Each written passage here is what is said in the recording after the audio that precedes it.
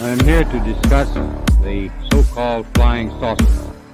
The whole fleet of them was on the SA. My God.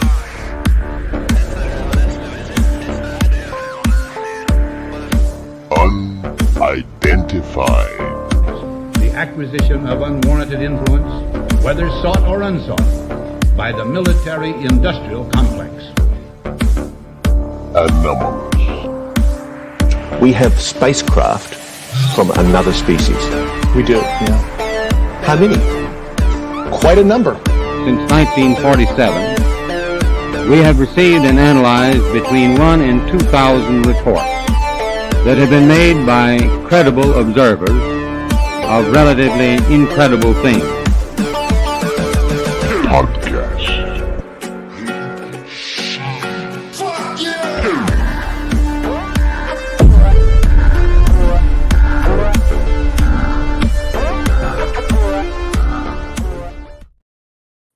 Hello, everybody, and welcome to tonight's very special edition of the Unidentified Anomalous Podcast, part of hashtag UFO Twitter Week. I am Digby Furno, and joining me, as always, is Tom Cortex Zero, and also joining me today is our very special guest, none other than Matt Ford. Matt, how are you doing?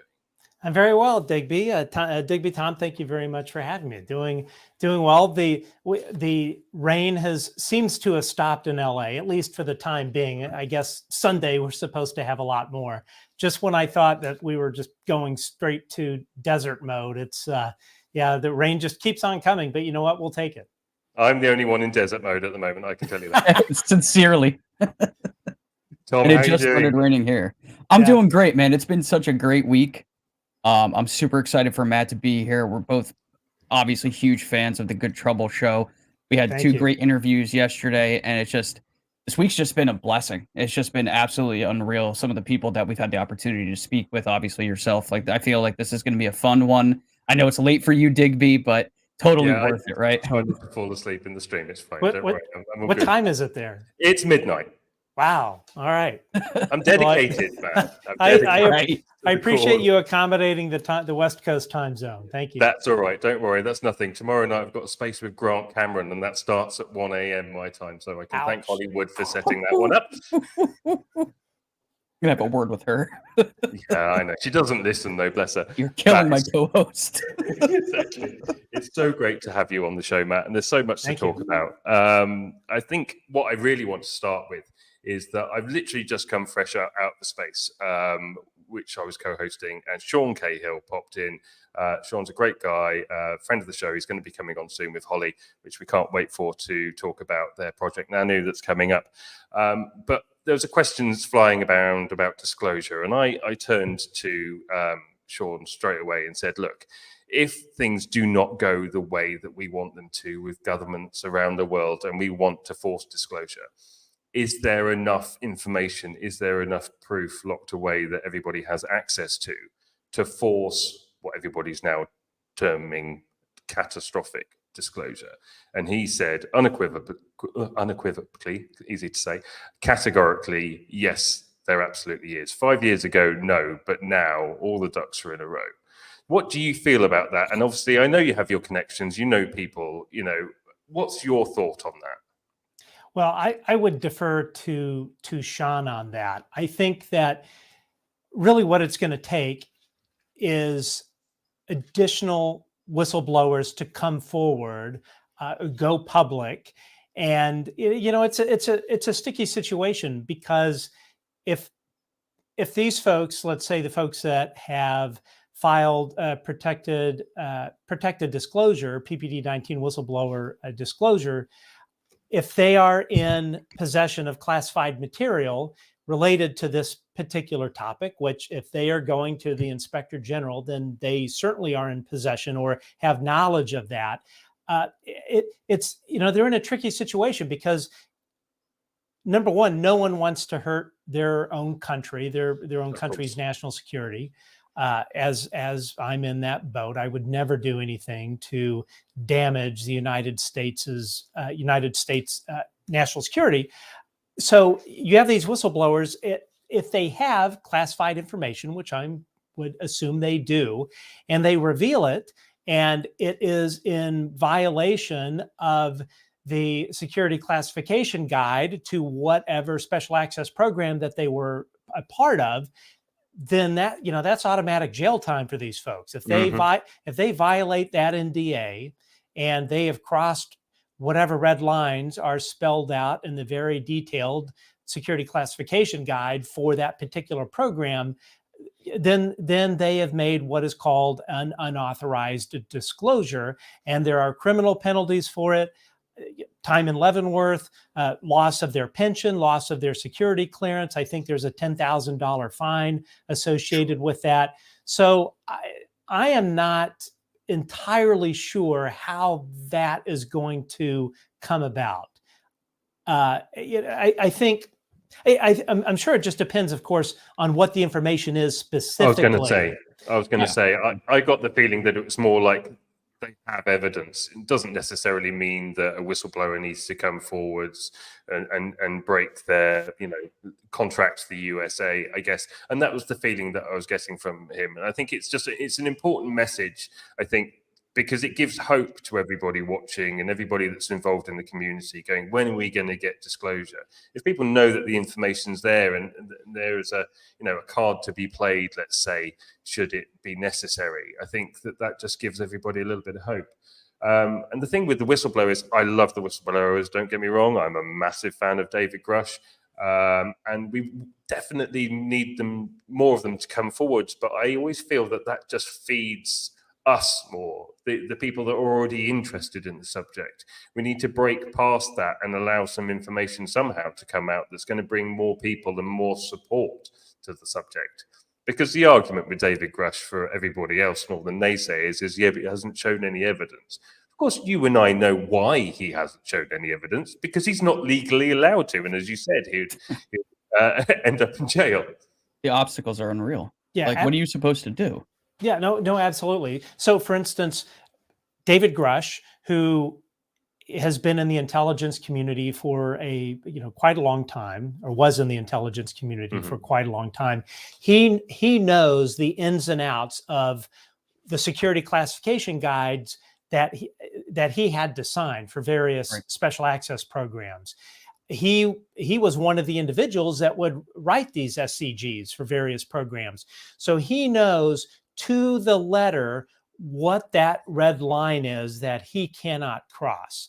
And he knows if he crosses that red line, the same with Lou Elizondo or any of these other folks, if they cross that red line, then they're putting themselves in legal jeopardy. But they know what those parameters are.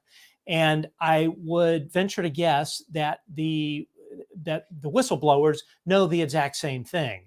Now, the only thing that I'm not really clear on, and to be honest, haven't really looked into it, is any of these folks, my understanding is that the way that they are legally assured that they are not going to make an unauthorized disclosure is to file a DOPSA request. So the Defense Pre-Publication Review, where they say, person X, whistleblower X, says, I would like to speak publicly about these particular elements of X SAP that I was involved with. And then they come back, DOPSA comes back and says, yes, you can talk about this, or no, you cannot talk about this. And when they redact or say you can't talk about this, they have to list a rule or regulation that is the legal justification as far as why they cannot speak about it. So for instance, in Dave's case, he kind of put them between a rock and a hard place because, and I think you'll find this will end up being the case with Lou in his book, is if they deny, let's say, we'll just say for argument's sake, Roswell, and we'll say that as an example, and I do not know this, I do not know this to be the case, but let's say that David Grush decided that he wanted to talk about Roswell. He filed that as part of his DOPSA request. If they told him he cannot speak about it because there's some regulation that says, regulation XXX means we have aliens. I'm just making this up. then if Dopser comes back and puts that as the legal justification, then they have sort of shown the Pentagon's hand. So the Pentagon ends up being between a rock and a hard place. If they say no to certain things, and it is also in the same breath, they are stating that something is true and that there is a national security interest for not saying that. Versus if they say, okay, you can talk about Roswell, it's the Pentagon then at that point can say, well, we didn't say you couldn't talk about it, but we're also not saying that what you're saying is true. So it's kind of a bit of a sticky thing. So I'm not sure what the whistleblowers will do. Now, I think that they can bypass Dopser, but I think then the issue is that they no longer have that legal assurance that OSI or FBI or whatever is not going to show up at their door. I think that's an interesting one. I think that's probably the reason why Sean Kirkpatrick's op-ed went straight through and was released straight away. We're still waiting for David Griffiths. That's what I was just thinking. Like, we were talking about getting that op-ed in February.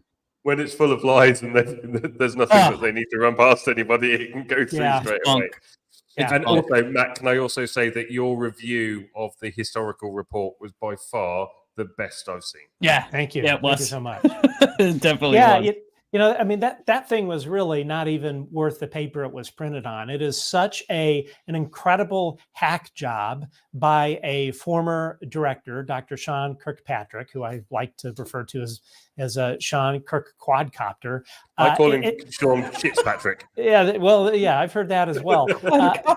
But it absolutely boggles the mind that a program that Congress has mandated, that we have no idea what the budget is because the budget number is classified for AARO, that the guy of his supposed stature put out a report that was full of errors. It basically spun conspiracy theories. Here's this guy who said we're going to follow science and fact and all of that, but he doesn't even do that. He doesn't practice what he preaches. So he puts out this garbage report that references a wiki fan site. I mean, the whole thing is it's bunk. It truly is bunk. Not that I'm a fan of debunkers, but it is bunk. I wish Mick West would spend time calling out the garbage that was the AARO historical report rather than making stuff up about Gimbal. He's smart enough to do so. Would he? You're right, and then he wouldn't. He would be on the wrong side of the fence. I had commented and I typically don't do this, but Stephen Greenstreet had put out a post that, it's been confirmed, Lou Elizondo is a liar, and I'm like looking at his argument that he was making, and so he was basing it like his whole foundation was based on basically taking the word of the Pentagon. So I responded and was like, okay, all right, I'll make an argument, and we'll just use history, right? Gulf of Tonkin, Operation Northwoods, Iran-Contra, like go down the list. And I'm like, what have we been given that we could trust the Pentagon? Like, honestly, nothing. So absolutely nothing. They have committed, not only have they lied and they've failed 6 audits in a row up to this point, but they have probably done much worse behind the scenes, and they're not going to admit to that. And they also don't like to admit when they don't have control over something. So admitting that all of this is going on would then be an admission that they, in the least, don't have control over the skies. And like a lot of these guys are real old school.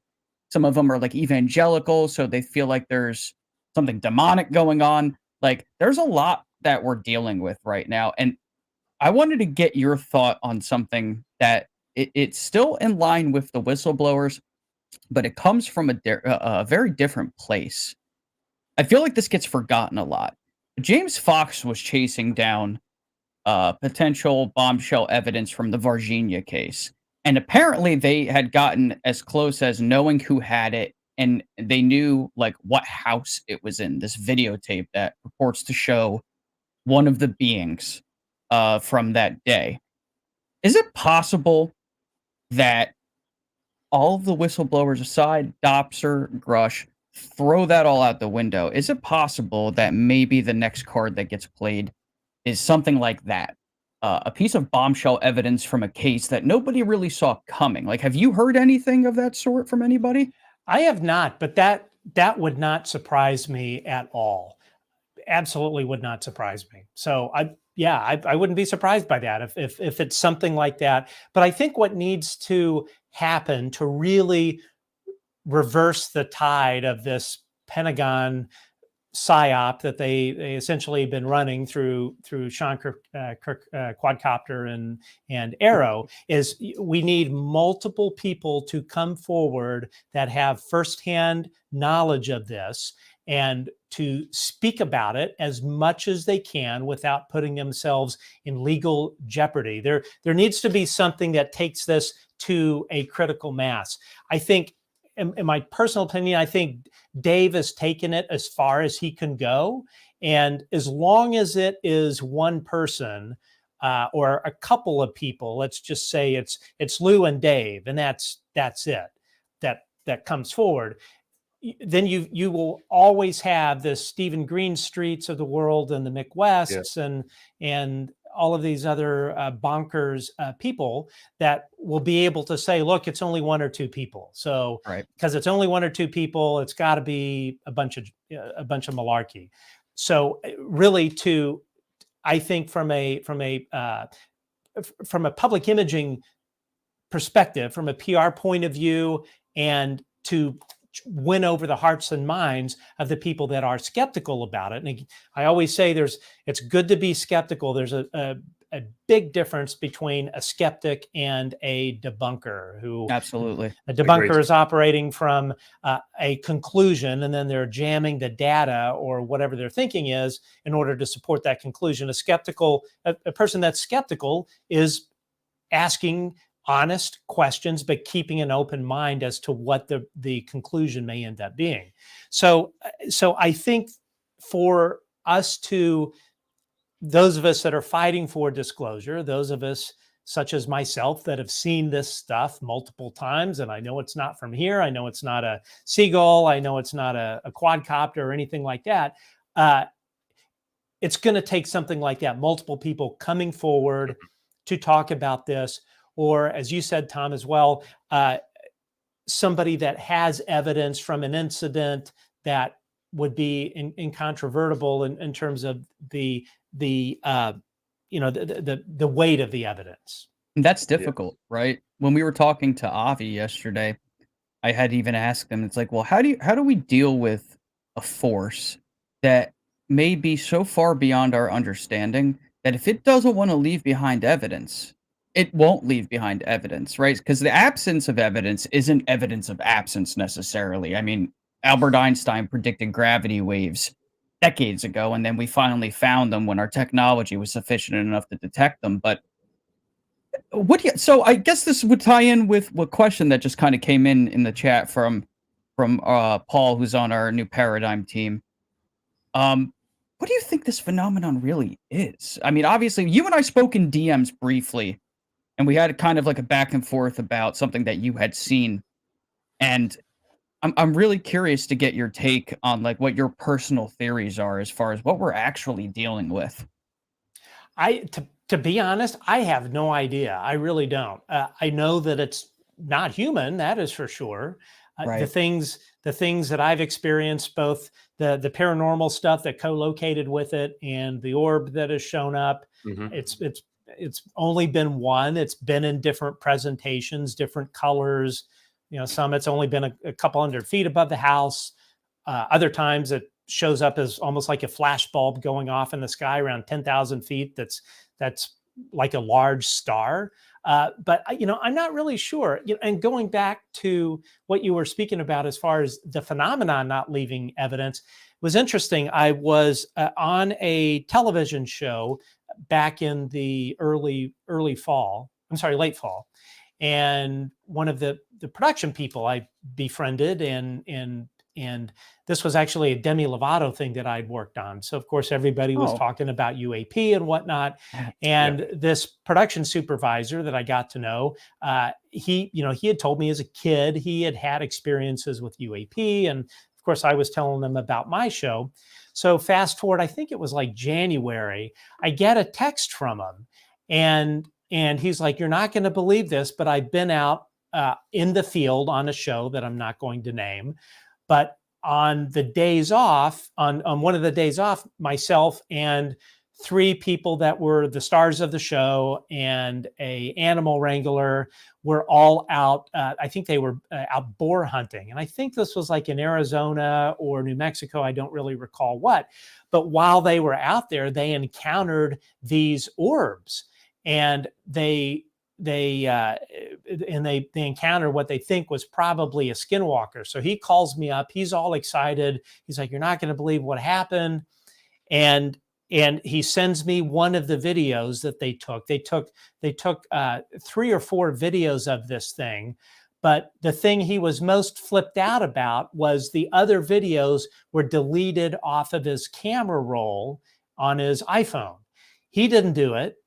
He had no idea how they disappeared. Now, what he was able to do a couple days later, because they shared these videos with members of their family and all that. And when you saw the videos, these were not human, whatever it was. And this was out in the middle of nowhere, no traffic, no farms or anything like that. So he was able, by going to his family members that he had sent the videos to, he was able to recover, I think, most of them. I think there was one that he couldn't. But again, the thing that he was most surprised about was this video evidence had been erased off of his phone. And he's not a guy that's like a front-facing individual where you would say like the NSA is monitoring him or anything like that. So I'm quite certain it was the phenomenon. So so clearly it controls what it wants people to be left with in terms of evidence, and that leads to the question of why they are, whatever this is doing that, and why whatever this thing is operating stealthily. I'm of the opinion that all of this is probably not good news. I'm not of the opinion this is all love and hugs and it's going to save us from our human our human flaws. But yeah, I don't know. I really don't. All I can say is I, in my entire adult life, had never experienced anything like it. I'd never experienced anything weird, no poltergeist, nothing. And it wasn't until I had a conversation with a senator's staff, national security staff, and it was either the same day or the day later, I began interviewing Robert Hastings, the researcher who wrote UFOs and Nukes. And boom, all of a sudden it started. So the paranormal stuff started first, and then about 5 days later is when the orbs showed up. So it's remarkable. Yeah, UFOs and nukes is a funny one, actually, because we see a lot of UAP activity over nuclear test sites and everything like that, and everybody's opinion is they're trying to stop us destroying ourselves. Or that it has an adverse effect on the other side of the universe. But, my thought process recently has turned to, what if they just don't want us to destroy the planet, because then it won't be of any use to them? It seems like everything that they're doing at the moment, and if you really want to put your tinfoil hat on, you could go, there's an awful lot of things going on around the world that are designed to depopulate the planet, right? But while keeping the planet intact. And you have to ask the question, if you start connecting the dots, this kind of potentially makes sense in a way. I mean, don't get me wrong, I have just been watching 3 Body Problems, so it may... I haven't watched that yet. Yeah. Oh, you have to. It's great. Okay. And actually, Tom was saying that Lou himself hinted not too long ago that people should be watching 3 Body That's how I heard about it. I'm going to write that down right now. Yeah. On my watch. This is where it gets really weird, though. So I had seen some of these things in my own head in parallels, and then I watched all of the available episodes, and then Digby calls me, and he was thinking the same thought process that I had, and I'm like, all right, so I'm not whacked out. I'm also seeing this. So when Lou brought up 3 Body Problem, he's a guy that likes to leave out breadcrumbs, and he wants you to be able to kind of like read between the lines. And when he started talking about that, the way he spoke about it, it's like he wanted people to really pay attention to what that story was about. Now, we're not going to spoil anything, but we'll do our best at least. But if you know anything about the show, then you'll understand why it's a little unsettling if there's something to be had from what he was talking about. But Digby and I have seen some parallels. One in particular that Digby found that I didn't. That's Digby. You lay claim to that one. With Alpha Centauri. Well, I was looking. Just bizarre. Just a little strange. So the basic premise for those that don't know is that three-body problem is about a civilization of aliens that live on a planet 4 light years away from Earth. And they have three suns. And what that means is they go through chaotic periods of their existence where their evolution basically halts because the suns move in and they can't predict it. So their civilization basically resets to zero and they have to start again. It's why they want to leave their system and they're heading towards us. That's as much as I'll say about the series. So I started doing some research into it and looking at planets or planetary systems that were 4 light years away from Earth. And Alpha Centauri came up, which is a three-body system. It has 3 suns, and it has a planet in the Goldilocks zone for one of its suns, which means that it's quite possibly inhabited. And then there was also a case, I think it was about 10, 15 years ago, where they started receiving anomalous signals, radio frequencies from that planet. And then I was thinking, well, hang on a second, this is basically the premise of three-body problem. And then you start building all of these parallels in. And I'm a firm believer, no, I'm not sitting here saying, well, it's a true story and it's a documentary, not a TV series. I'm not saying that at all. But there is, let's face it, there is a way that Hollywood has always played a part in this story, and a sort of almost like a soft disclosure, bring it into the back of people's minds, ease them into the idea of it. And with what Lou was saying, that Tom was mentioning before, you've got to go, is there some parallels to this? Is there something on the way? You see the Tucker Carlson interview, and he was on Redacted saying the same thing, that they're scared about the dark side of this phenomena, and they both seemed to know what they were talking about and had a little in-joke about it. But both of them mentioned they won't even talk to their partners about it.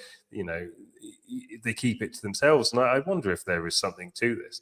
I don't think it's all doom and gloom. I think, I think there is perhaps some sort of cosmic battle of good versus evil going on somewhere, and maybe we're caught in the crossfire. I don't know.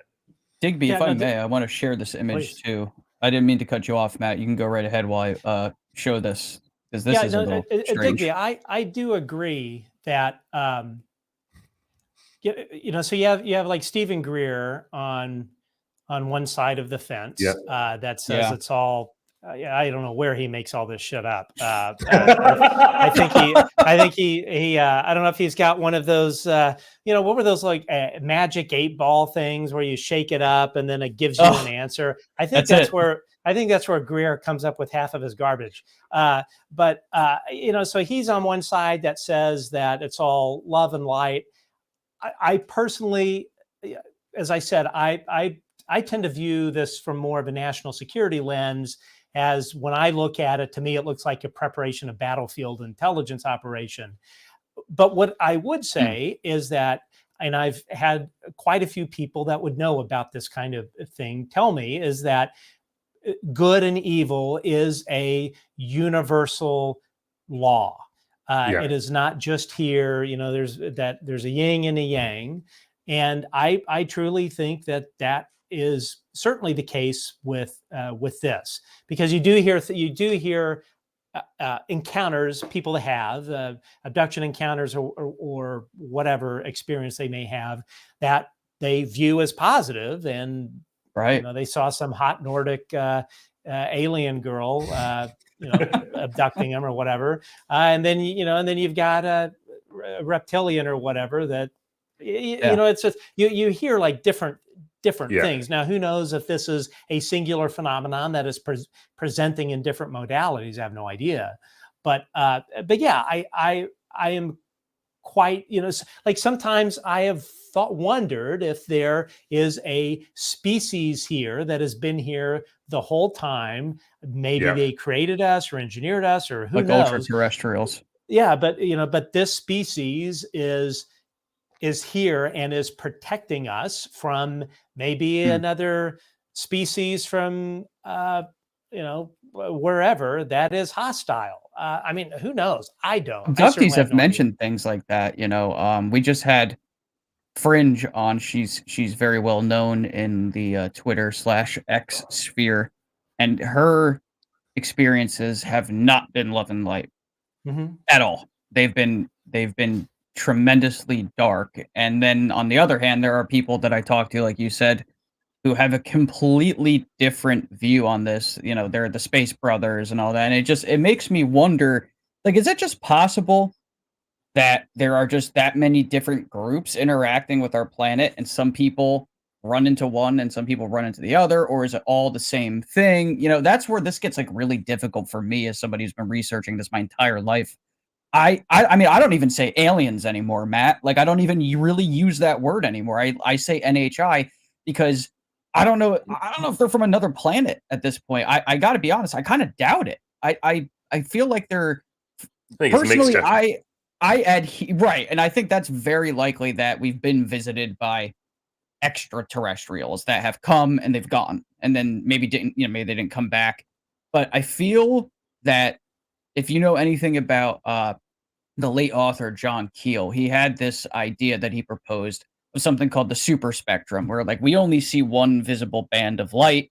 It's very limited compared to like the actual spectrum, and he feels that some of these entities or forces reside in there. It's like, if you've ever seen the Mothman Prophecies movie, like they speak of something like this. That's where I'm at with it now. I feel like they're coming from different folds and layers in reality. It's the only thing that seems to make sense to me anymore. I would agree with that. One person that would have pretty good knowledge about this stuff once told me that it is multiple things here, multiple species. And if you just look at our planet Earth, you look at all of the multiple species of insects and mammals, and it's remarkable. And it's this whole plethora of stuff. So why would, if that multitude of creatures exists here and has existed here for millions of years, then it would stand to reason that would likely be the case in other places, either physical planets that are able to inhabit life, or as you mentioned, Tom, perhaps in dimensions that we are not able to perceive. For instance, for most of my life, I've been a bit atheist, but now after seeing and experiencing the paranormal stuff, I don't think that there's a spirit world. I know there is a spirit world. Right. And so maybe when our physical body passes, our soul or whatever goes perhaps into the same space that some of these other beings exist. I mean, no one knows, but to me, it would absolutely make a lot of sense. It also tracks as well when you hear of instances where vehicles materialize and then dematerialize, so that they're popping in and out of our dimension, and that is how they are able to come in and whatnot. So I think all of those are very, very reasonable explanations. I saw a great video that sums this up on X. I think it was yesterday, actually. And it was just a very simple video of a man standing on a beach, and it was casting a shadow in front of a crab. And he was going like this with his hand, and the shadow was casting it in front of the crab. The crab was trying to fight the shadow. Yeah. He wasn't aware of the person behind it and what was behind it. And this is what we're talking about. It's like, you don't know everything else. We're seeing a 3D representation of something that might be happening on a 5D plane. We've got no idea. And I think we all need to keep very open minds. And I think it's a mixture. It's like, so Matt, you've seen orbs. Like, for me, orbs of light suggest another realm of dimension and coming through here, non-corporeal, orbs of light, not necessarily having any physical matter. And then you've got things that, like Gimbal and Go Fast and everything like that seem to, excuse me, hold a physical shape. So we're dealing seagulls. You forgot seagulls. Sorry, I forgot the seagulls. I'm going to clear my throat. Can we take over?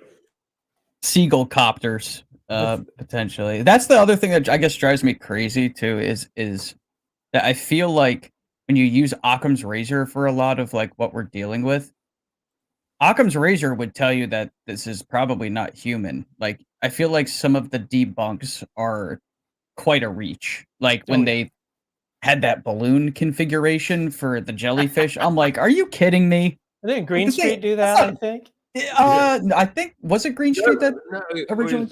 Was it Mick West? Mick West, maybe. And then they go and the editing. Green Street's not that clever.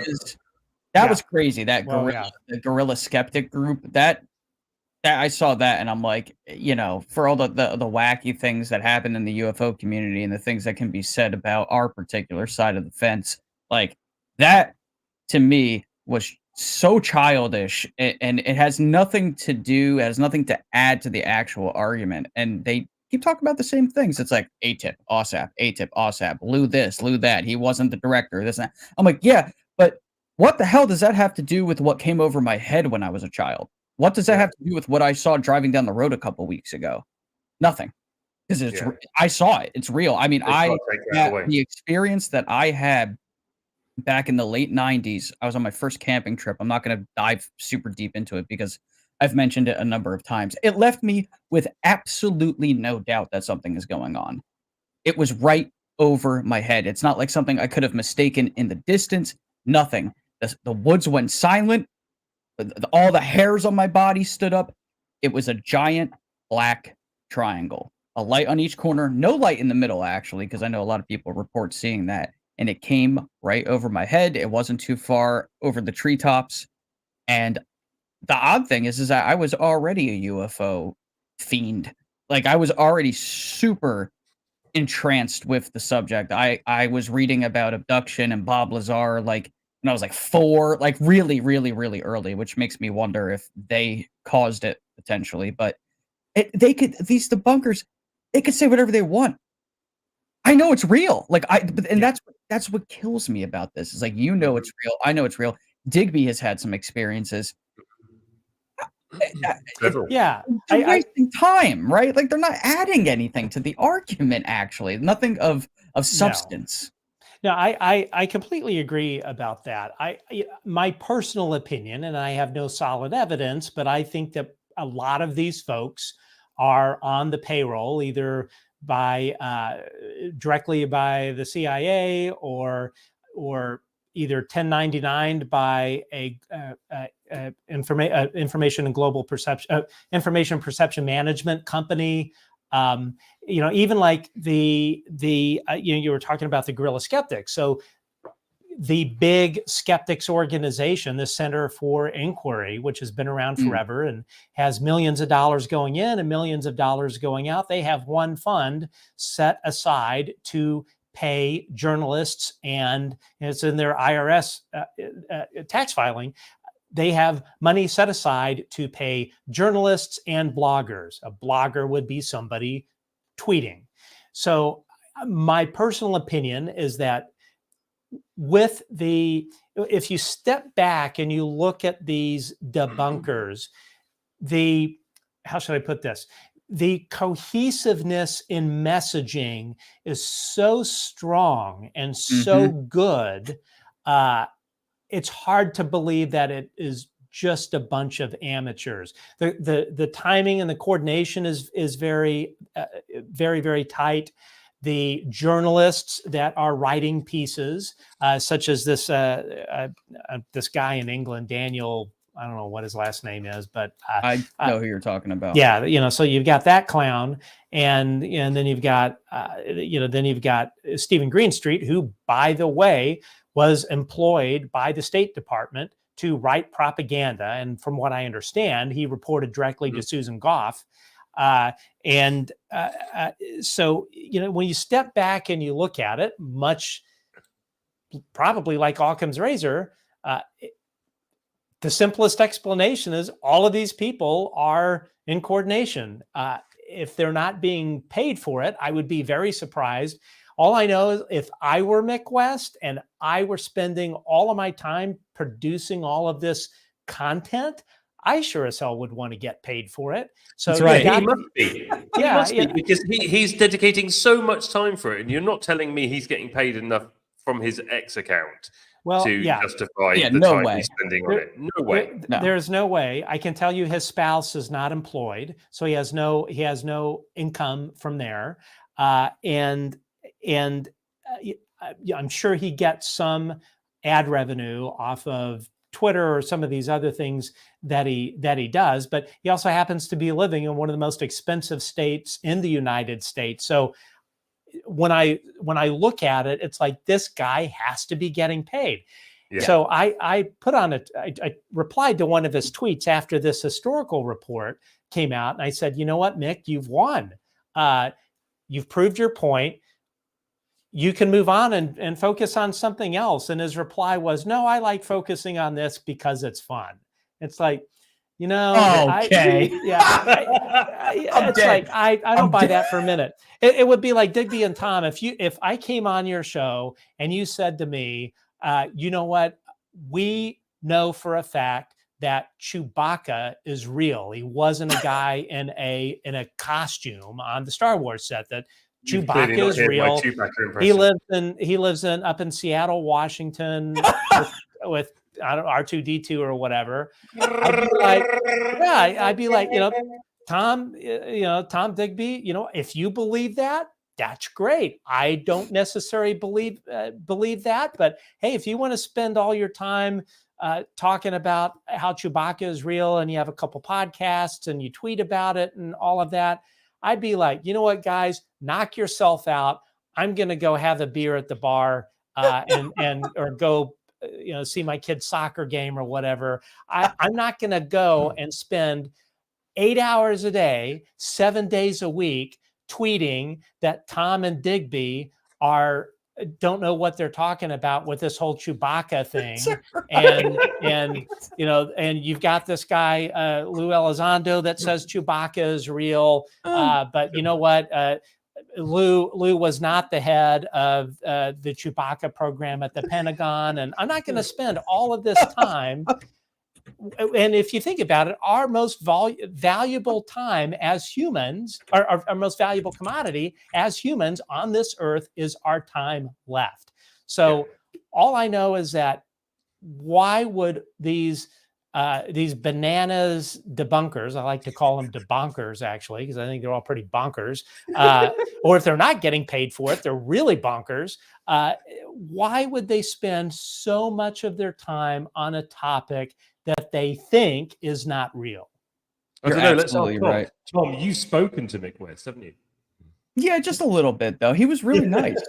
I mean, we didn't here. Look, I've said this on previous shows, and I have to be very careful about how I say this. I'll look right in the camera. I know, not think, not guess. I know for a fact that one of the aforementioned individuals in the debunking community that we may or may not have mentioned this evening is definitely on the payroll. How do I know that? Because I've seen some things.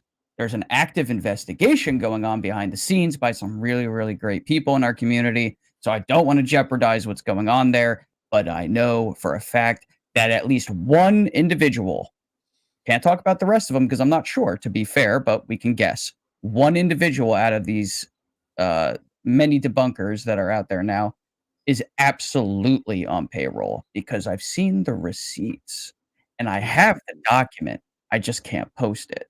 But I can. Just send it to Matt in his DMs. Yeah, I just hope this person's spirit animal, the seagull, doesn't go and shit on your evidence, so I can't find it.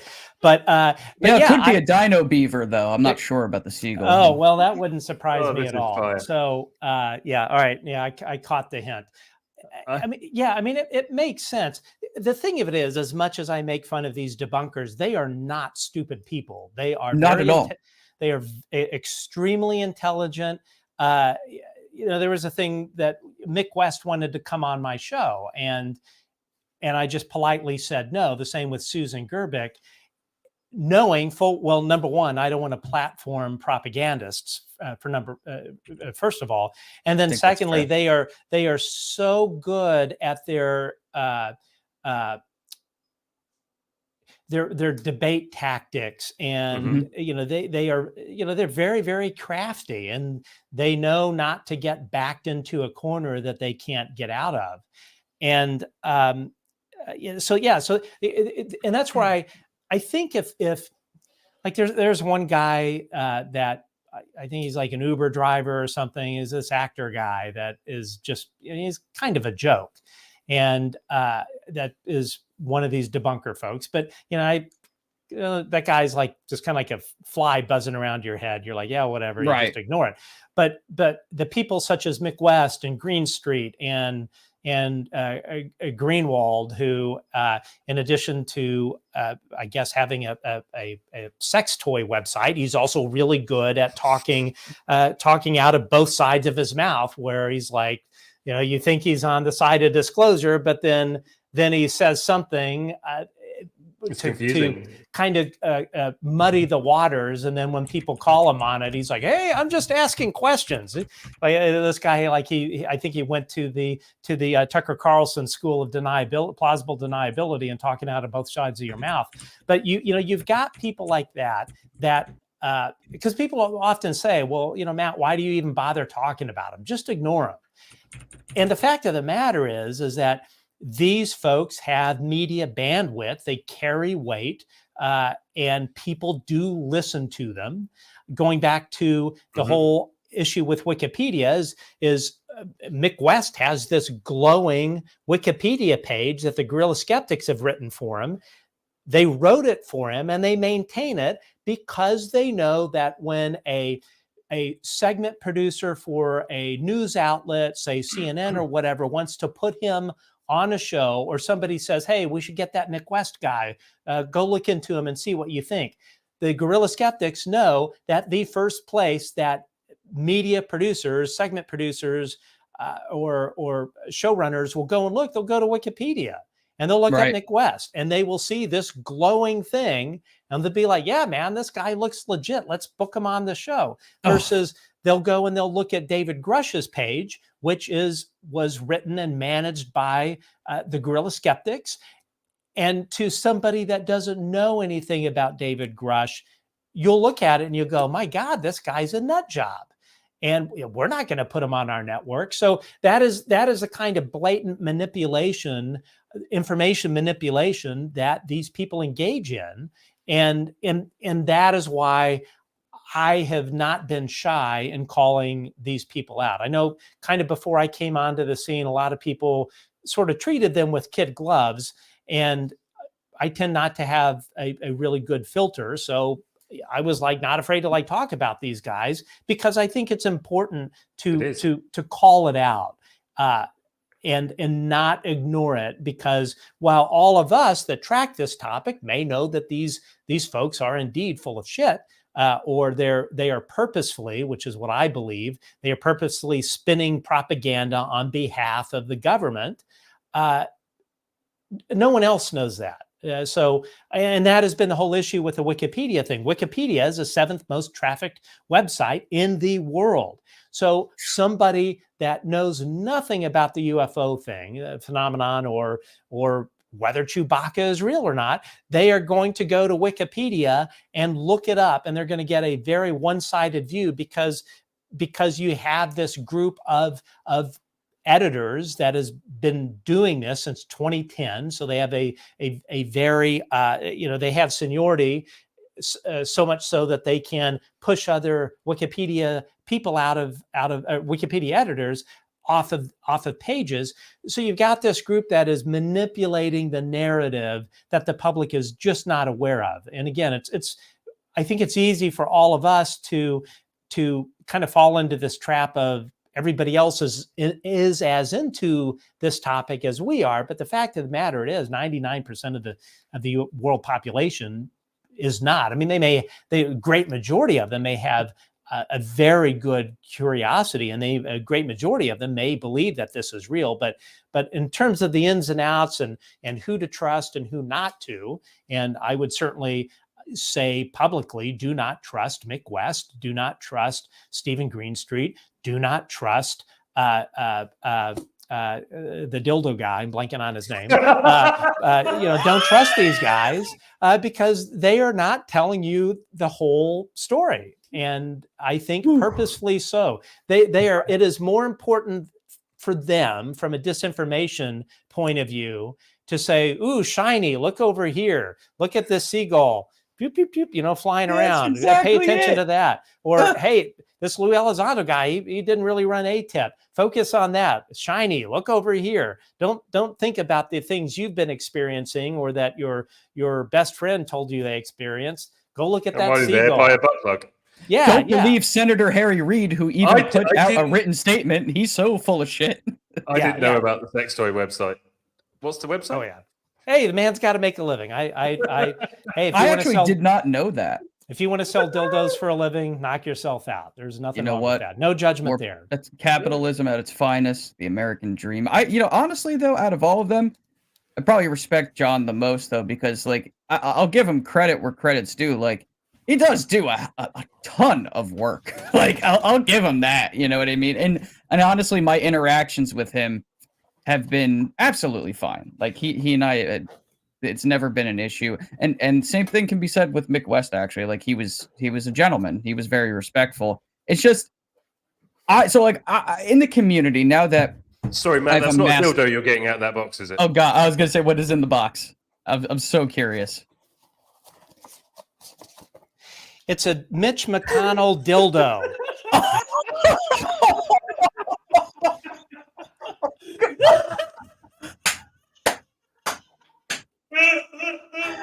I always knew Mitch McConnell was a dick, but he's such a dick that they actually made a Mitch McConnell dildo. It's got his I can't zoom the camera in, but it's got his name there, and and it actually looks like him down to his turkey neck.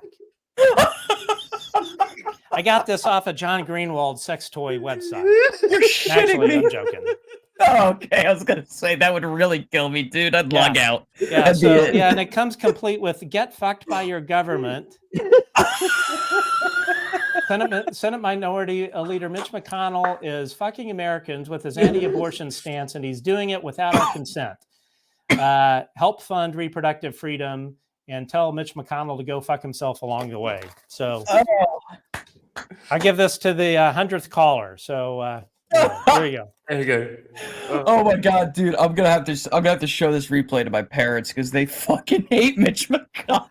And I have to say, I don't know for a fact that John Greenwald has a sex toy website. I've never seen it, but I've been told by a lot of people that would know about things. Maybe Mitch McConnell told me as well that's one of his side gigs. But you know what? Knock yourself out. No judgment there.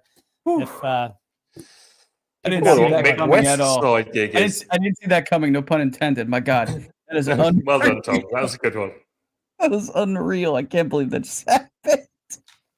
My glasses have steamed up. Right, I can see again. Anyway, just the same as I distracted you with a dildo of Mitch McConnell, these debunkers do the same kind of thing in trying to distract people from the serious conversation of the whole issue of this phenomenon. And the other thing you have to think about as well is it was interesting. So Mark von Rennenkamp, who is a friend, he went on Mick West's podcast, his YouTube show, to have a very cordial debate about, I think it was the gimbal thing. And I don't know all the ins and outs of the gimbal thing, so I'm not an expert. I'm not a ufologist, researcher, or anything like that. So and it was Mick was very, very nice to him, very cordial. There were no raised voices or anything like that. But at one point, Mick let it slip. It was Mark was like making some point, it was stating something, trying to prove his point. And Mick just kind of let it slip as an aside. Well, your whole reasoning is crazy because you think it's aliens. So it immediately said that is the starting point that Mick looks at all of us at, as we got to be nuts, or or something like that, because we're seeing all of this and that we're stating all of this is real, and that it's some rabbit hole that we've gone down. And to be honest, luckily nothing has ever shown up in my bedroom. I don't think I've been taken anywhere. If I have, I don't want to know about it or remember it as well. But you have to think about the people that have experienced these things. I believe what these people say to be true. I believe that they have experienced them. So, and I know that a lot of people have cope with serious mental health issues that have dealt with this phenomenon up front and personal. So how, you look at how these folks like Greenstreet and Mick West, how they must view these people. And then, of course, if you're somebody that's experienced this stuff, and maybe you're doubting yourself or thinking maybe there is something wrong with me, or maybe I do have a screw loose or something, and then you've got these debunkers that are essentially saying, yeah, there is something wrong with you. I mean, it's not compassionate, and it doesn't serve anybody well. And No. I think at the end of the day, if you look at the fact that this whole AARO report, which essentially said that there's nothing to see here, which we all know is a bunch of bullshit, that could have been the excuse for all of these debunkers to hop on their horse and ride off into the sunset, or hop on their seagull and fly off to wherever and do meaningful things with their lives. But instead they are still hanging their hat on the same thing, which tells me that they're not doing it for fun. No, Yeah, no, you're they're not. absolutely right. And You you got to hit the nail on the wonder, head. like, what will happen? What will the reaction be from that type of person that comes at these cases immediately with that framework of this is nonsense? What happens when we get some kind of disclosure or an admittance, or something happens that's out of our control, perhaps, and they're staring in the face of the truth?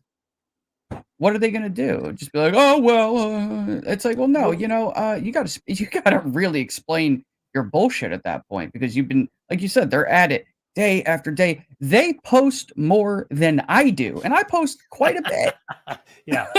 So probably the best indication was Mick West had Lou Elizondo on his podcast years ago, and he was interviewing Lou, and I don't remember the specifics of it. I need to find this because I want to put this clip on my show.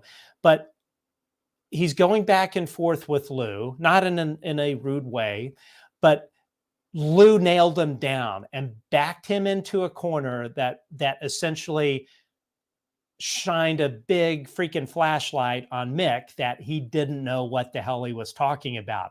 And Mick knew it. Mick was like a deer in the headlights, and Mick immediately changed the subject. And I seem to recall seeing a little bit of a smirk on Lou's face, because he knew that he just called out Mick. So Mick immediately changed the subject. And again, it's like these guys are good at it. It's, ooh, shiny, look over here. So they're tricky that way, and they are smart that way. And I dare say they are probably trained that way to it goes back to this whole saying. I don't think that Heinrich Himmler was the Nazi propagandist. I'm blanking on his name. Was it Himmler? Might have been Himmler. No, Goebbels.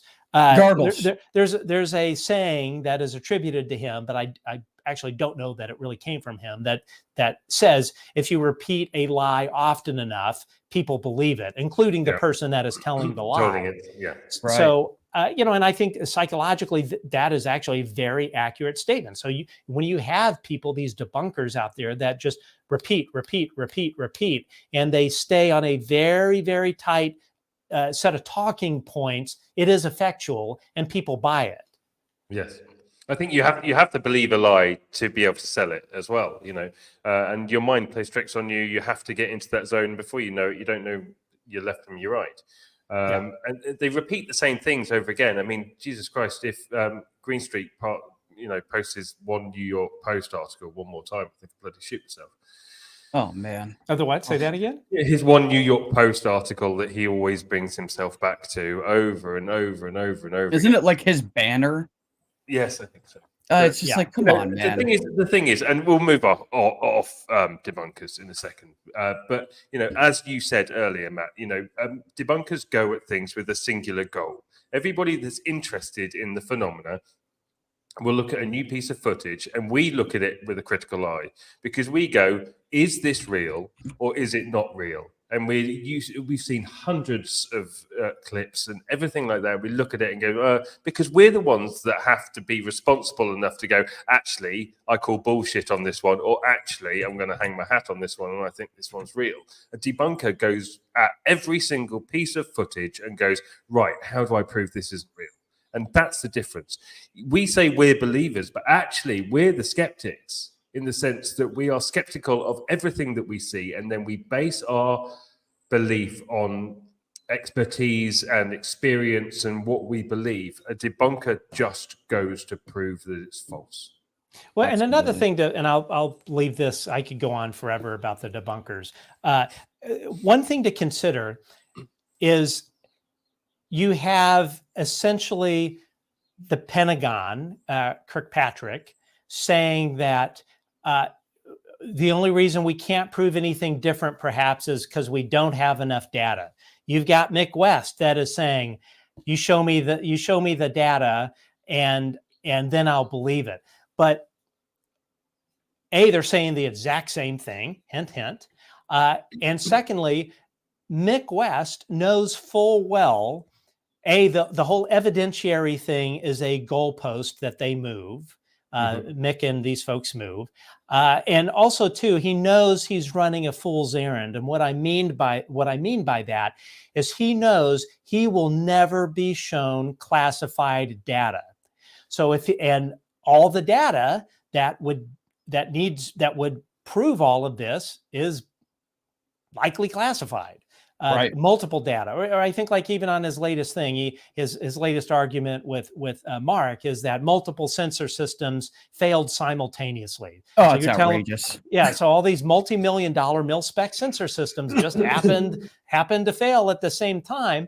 But he will never see that data because he knows he will never see classified data. So he knows that it will never be proven that this stuff exists. I guess from an evidentiary point of view.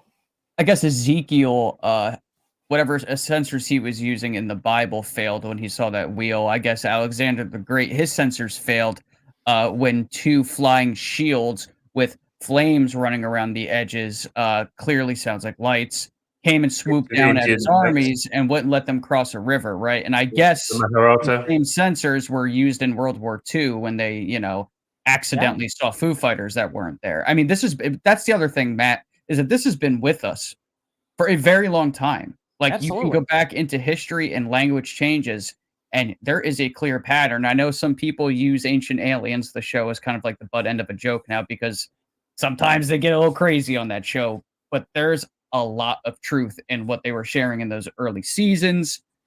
This has been here since the beginning. Yeah, the Vimana, Mahabharata, the Epic of Gilgamesh. I mean, it's in all of these ancient texts. It's like they're just using different words. We see it in paintings. It's all around us, and yet they still want to argue that we're all nuts and we're crazy. I don't think so. What they need to start doing is start looking at us as the ones that are open-minded. We're skeptical, yet open-minded. I've had to eat crow a couple times on UFO footage, or I'm like, oh, damn, that one, it got debunked. Okay, that's fine.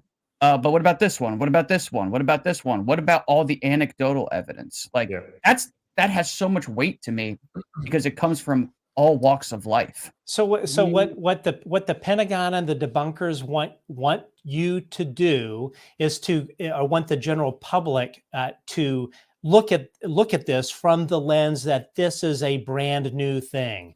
This just started in 2017. Because if you frame it in that lens, the CIA and the Pentagon, if they can successfully, which I think they have in many ways, successfully spin the conversation where everybody that is not read up on this, that is new to this topic, says they can make everybody believe that this is a new thing. So if it's a new thing, then you can blame it on a sensor anomaly, or you can blame it on not having enough satellite data.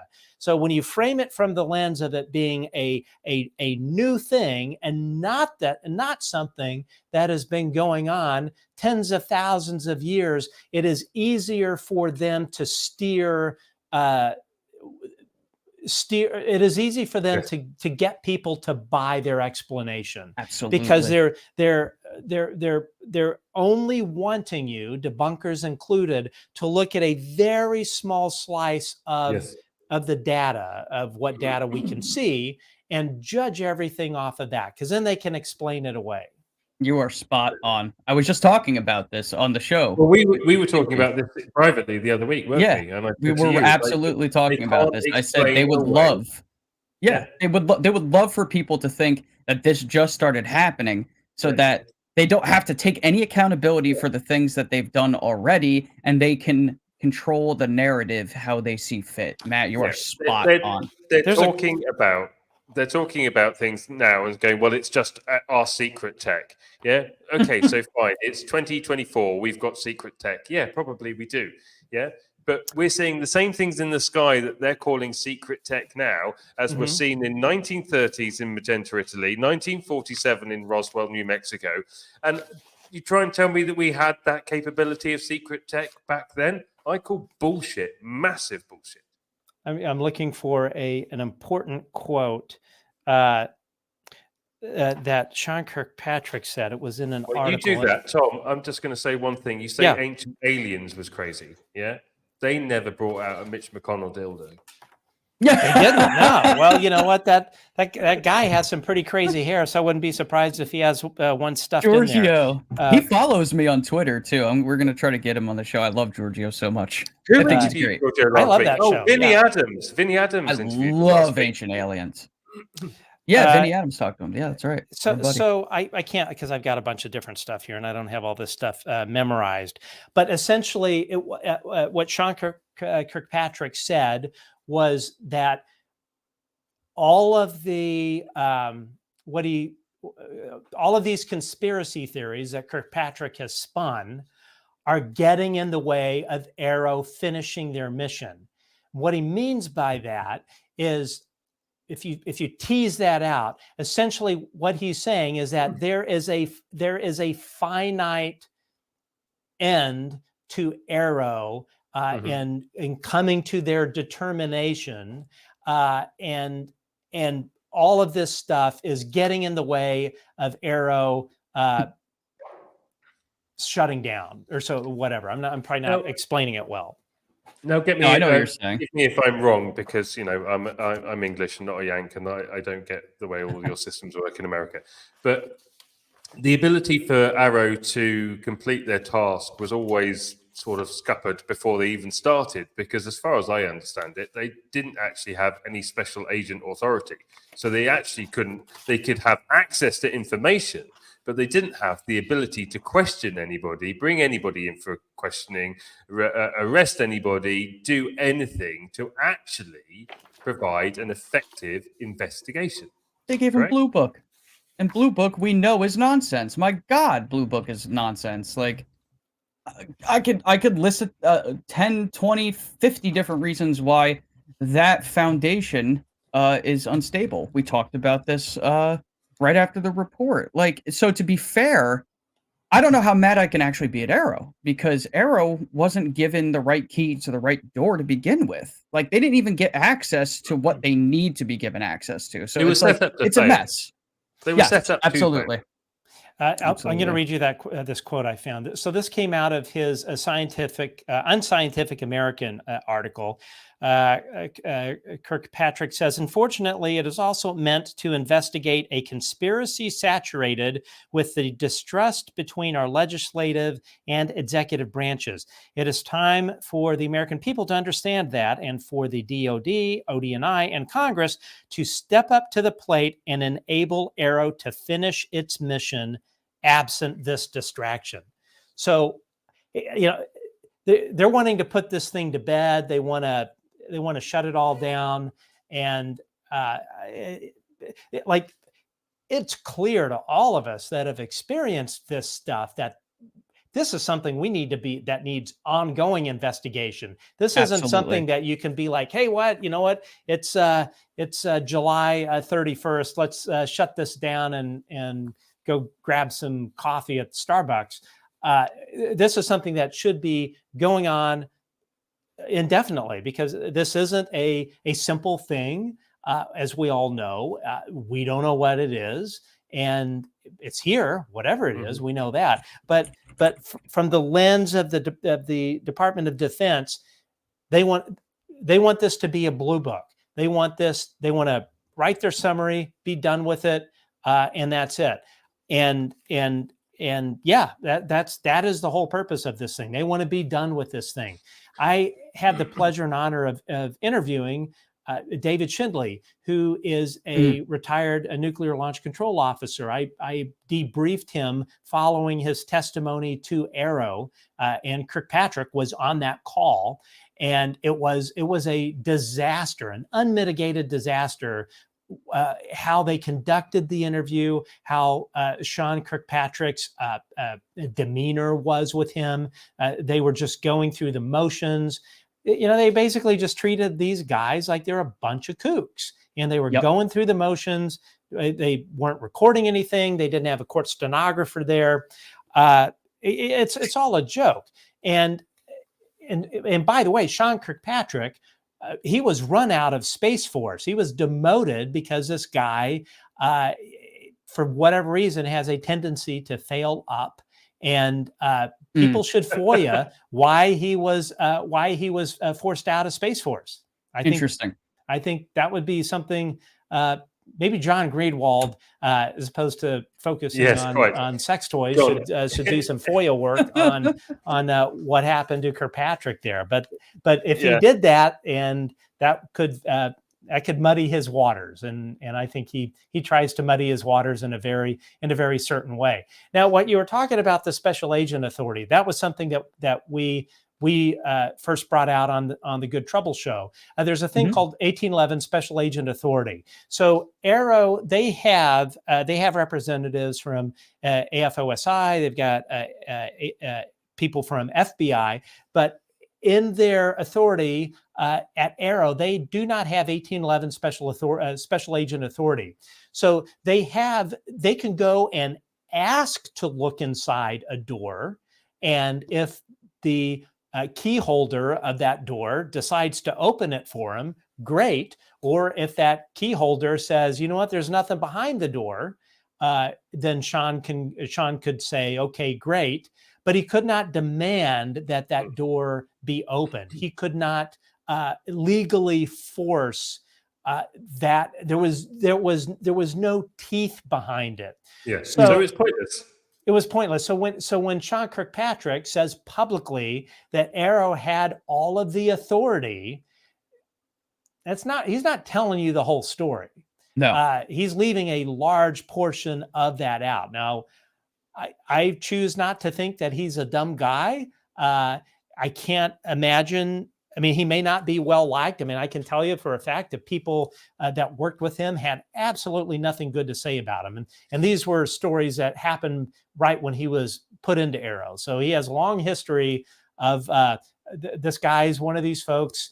He wants to be the smartest person in the room, and he's got a bit of a Napoleon complex. He's only about 5 tell feet it by tall. the way he holds himself, presents himself, the clothes Yeah, he so- wears. I'm 5'5", so I got to be honest. It's probably true. Yeah, I'm because I 5'4", couldn't get so that. I'm in this. I'm in. Oh, the same you and I club. are like right there. I love Yeah, that. yeah, I no, love exactly. that. Christ, you two make me feel like a giant. We have that little man anger where we 5'11" have to here. we have to bulk up Okay. and try to be more angry than everybody else because we're not towering over everybody, right? Like it's So, the thing we do. so when he says that he had the authority to look into this, he may have had the authority to look into something, but he did not have the teeth to legally mandate it. He did not have subpoena power. He did not have the ability to have serve a search warrant or anything like that. So it's just not. He's not telling you really the truth. I think there's a lot of stuff that is purposely left out of omission, and we've seen that the guy has a very established record of publicly lying regarding this topic, in particular with in regards to David Grush. One of the things that we revealed on our show were the specifics as to why David Grush did not would not testify to AARO, and the fact that Sean Kirkpatrick had to use a United States senator to try and sweet talk David Grush into going to AARO. But at the end of the day, David said to Kirkpatrick, fine, you want me to go and testify, and I understand that legally I can speak about any UAP related program. I can speak to you about it in a classified setting in a SCIF. But in order for me to explain how all of this operates, I need to tell you about 10 other special access programs that are not UAP related. So if you want me to come in the door and explain everything, you also need to provide myself and my attorney a legal release from ODNI and other stakeholders that hold the security template for these other special access programs. You, Sean Kirkpatrick, need to provide me that in writing, that I can come in and talk about those non-related UAP programs that are necessary in order to explain how the whole thing works, how the whole infrastructure works. Kirkpatrick would not do it. All he would say in writing to David Grush was, you know what, we can receive any information related to UAP. He would not provide the written releases that Dave needed to provide so that he could walk in that door, say what he needed to say, and know that he was not going to go to jail. And he tried to frame it publicly as though David Grush was like refusing to testify. Yes. No, which Sean's lying. Sean that's a Kirkpatrick lie. is lying. That is a lie. It is a lie. It is a flat out lie. That's incredible. Because I was like, there's no way that's what Grush is doing. There's no way. Have you spoken directly with David Grush? I do not speak publicly about who I speak to in those areas. I'm very jealous. But you know what I will say is that David is an incredibly intelligent individual that knows the honey traps that the Pentagon would lay out for him, hoping that he would step foot in it so that the FBI can show up at his door and arrest him. He is not going to jeopardize his family. He is not going to do anything that would legally put him at risk. And when he told Sean Kirkpatrick, look, you want me to come in? Fine, I'll come in, but you need to provide me written legal documentation that I am okay to talk about all these things. Then we'll talk. And when Kirkpatrick refused to do that, probably because Kirkpatrick knew it would, you know, the thing you have to understand is all of this stuff. So when Kirkpatrick went to this United States senator to try and talk this person into, or not talk, when Kirkpatrick went to this senator and said, talk to Grush and try and convince him to come in as a solid for me, Kirkpatrick was doing this because he was in a panic. This was at the end of his tenure, which, by the way, he resigned from AARO because Undersecretary of Defense Kathleen Hicks was furious at Kirkpatrick in July for writing, it was either the LinkedIn post or something, but she went bananas because he completely went rogue and started doing all this stuff. And then Kirkpatrick, as a fuck you to Undersecretary of Defense Kathleen Hicks, said, fine, you know what? I'll quit at the end of the year.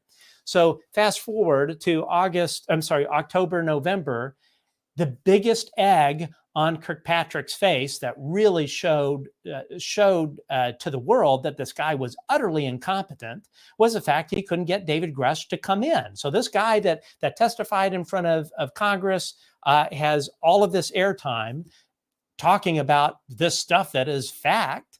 And Kirkpatrick can't get this guy in the door. It made Kirkpatrick look like made him look like about as impotent as that dildo I was showing earlier. So, the guy was just completely impotent. And so he's in a panic to try and get Grush in there. So if he got Grush in there, if he got Grush to talk about something that he could get pinged on, that would be it for Grush. He'd be off to jail.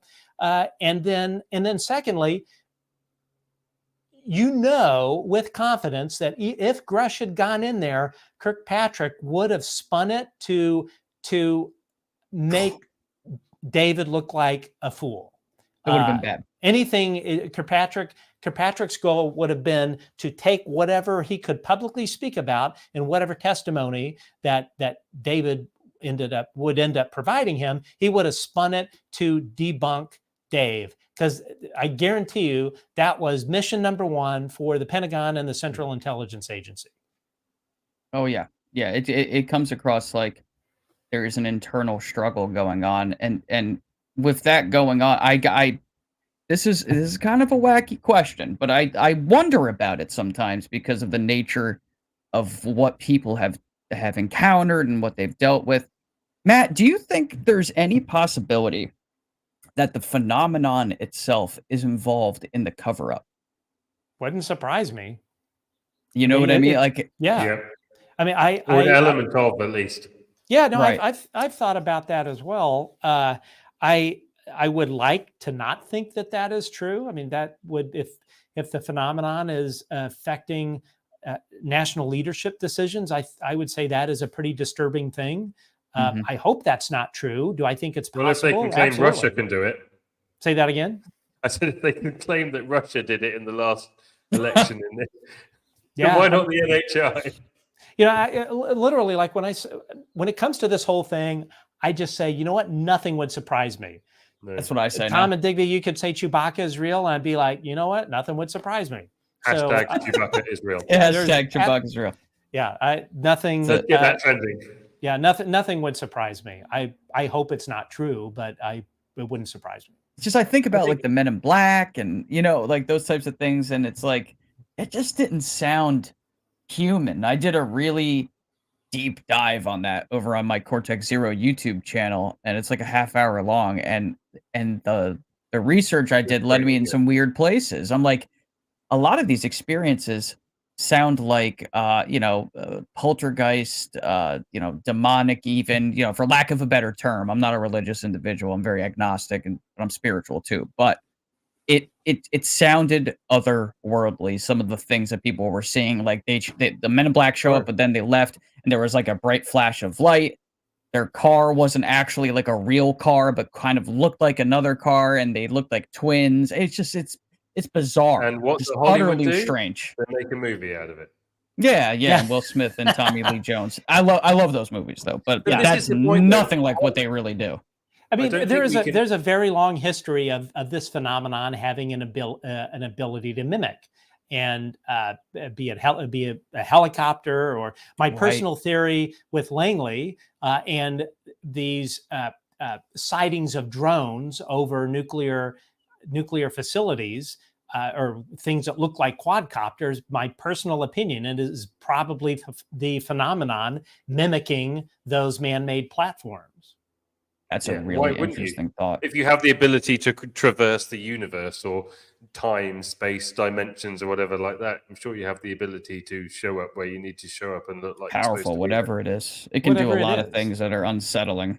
That's for sure. And you go back and you look at the history of the phenomenon through the ages, where it adapted itself, where it looked like, in the 1900s, I think, where it looked like a balloon with a basket, or Right, the biblical airship times where it was a chariot, or it's whatever this is, seems to change its presentation in a way that matches whatever the current vernacular is. So if if everybody's got quadcopters, including Sean Kirk quadcopter, if I were the phenomenon, I'd be like, yeah, if those things are flying around, I'm going to make myself look like a quadcopter, so nobody will know what I really am doing. Does make you feel like it's a simulation when we start talking about it like this. Yeah. Yes. Digby, who was it that said that, what was it? I think it might have been Diana Pasulka. We were talking about this the other day. I think it was hers, that somebody said to her that they felt like what's going on now, that we're witnessing the birth of a new religion, that like if you look at how all of the other religions were formed, that there are stories of miraculous occurrences that, okay, let's say that's the phenomenon, right? Because we can attribute similar characteristics to the phenomenon that match a lot of what we see in those ancient texts. That could very well be happening now. Like whatever that force is, it's like in control of these different eras, and it's now initiating like its next protocol, so to speak, which to me, that sounds like an experiment. Wouldn't surprise me. Yeah, a little bit. It's crazy to think about. Yeah, no, it is. It's very mind bending. That's for sure. It's fascinating though, right? I think that's why the three of us do what we do. It's something bigger than ourselves. Like, I wake up every day, I go work my 9 to 5, and but then I have this in my head the entire time, right? Like, you've seen things, we've all seen things. It leaves me thinking that we know a lot. We do. We've come a long way, but I feel like we really are nowhere near the actual truth of the matter. That I feel like there's a lot missing. There's a lot being held back from us, and we really have to continue keeping our foot on the gas, because we're in a good position right now, despite some of the hiccups and the bumps in the road and the debunkers and whatnot. We have never had quite a moment and a shot and an opportunity like we do now. This is big time. Yeah, I agree, and I think we need to ride the storm at the moment, because I think a lot of people in the community are actually feeling quite disheartened at the moment. There was supposed to be a UAP rally in New York last week, like 30 people turned up, and that doesn't help the stigma attached to the phenomena. It's like, we really need to get our act together. Everybody got really overexcited last year. Not overexcited, actually, justifiably excited by everything that was going on. And we are, let's face it, we're in a quiet stage right now. But it's my belief that we are in the calm before the storm. We need to ride it out. We need to stop the stupid bickering and the infighting and the insults on Twitter and everything, and actually realize that we're actually all stronger together as a community. It's one of the reasons why Tom and I go out of our way to invite hosts of other shows and other podcasts like Matt, yourself, and we've got UAP studies coming on the show on Sunday as well. It's because we want to show a unified front and say, we are all in this together. We all do have the same goal. So I think, we're probably winding down now to the end of the show, but that's one of my last points, I think, would be that, we need to stand strong. We need to stick together, and we need to fight for disclosure. And, just ride out the calm times. It's fine, because I firmly believe that there's a hell of a lot more to come down the road. I agree. 100%. Thanks. Wow. Chewbacca's real, by the way. Chewbacca is real. I was just going to say. Hashtag. I've laughed really hard on the show, and like I've never laughed so hard on our show. No, honestly, like Matt, I got to give it to you, man. Like, if I turn red, that means that like it really hit. You had me almost purple over here with some of the stuff. I'm glad to keep you entertained. Hilarious. Purple Tom sounds a lot ruder than red Tom. It's so tough it's tough on, because I consider myself a pretty funny guy, and it's on my show I sometimes struggle with how to bring some humor into what is really a pretty serious subject. It's they're kind of polar opposites. We Matt, try. you are We always welcome on we the try show. to do it. We go through like the Anytime. entire range of emotions sometimes throughout the show. Like there was one show We where I laughed cried. and I was in tears, and like it gets pretty serious. But yeah, no, you have officially earned the Tom hasn't laughed this hard I'm glad. until now award. It was just Matt. Thank you so much, sincerely, for coming on the show. Like I said, I'm a huge fan of what you do. I think you're one of the great people out here fighting the good fight, and your podcast is just tremendous. And obviously, I hope everybody here watching is already subscribed, but if you're not, definitely check it out. Matt, where can people continue the conversation with you, and where can they find your content all over the interwebs? So on Twitter, our handle is at Good Trouble Show, and everywhere else the handle is at The Good Trouble Show. Because Twitter doesn't let you put in all the characters that you need. That's right. So everywhere else except for Twitter, it's at Good. It's at The Good Trouble Show. Twitter is at Good Trouble Show. And so you can find us also on all your favorite podcasting platforms. Just search for The Good Trouble Show with Matt Ford. You should find our work on there. And really, the two places that we post pretty exclusively are Twitter. Well, it's X, whatever. Don't get me started on Elon. So X and on YouTube. So you'll always find our show on YouTube. We typically are on Sundays at 12 p.m. Pacific. We are doing our best to ramp up to a second show every week, which would be Wednesdays at 5 p.m. Pacific. That's So wonderful. actually, Matt, you time your show beautifully because ours finishes the time that yours starts. There you go. Yeah, So You can go right from UA Pod We'll to just the Good properly Trouble Show. tag team it from now on. You can get your fantastic. UFO fill. And I Matt, love you're it. really lucky because with your penchant to be able to pronounce people's surnames, I've not asked you to pronounce my surname yet. For no. Oh, you got it right. Got it. First time. Nice. I like I'm it. glad. Yeah, Cool. I was going to start the show with that, but I thought actually I'll end it with it. There you Well go. done. You absolutely got it right. I Tim tend to- Gallaudet would be proud. I tend to just butcher the last names of my guests, not the shows, Not the not other the way host around. when I'm on Okay. a show. So Okay, fair enough. I gotta tell him my name is Thomas Thompson. Can you believe that? wow, that's great. Wow. Right? Like Yeah. I'm the Wow, third too. They yeah, did that's that great. 3 times, Matt.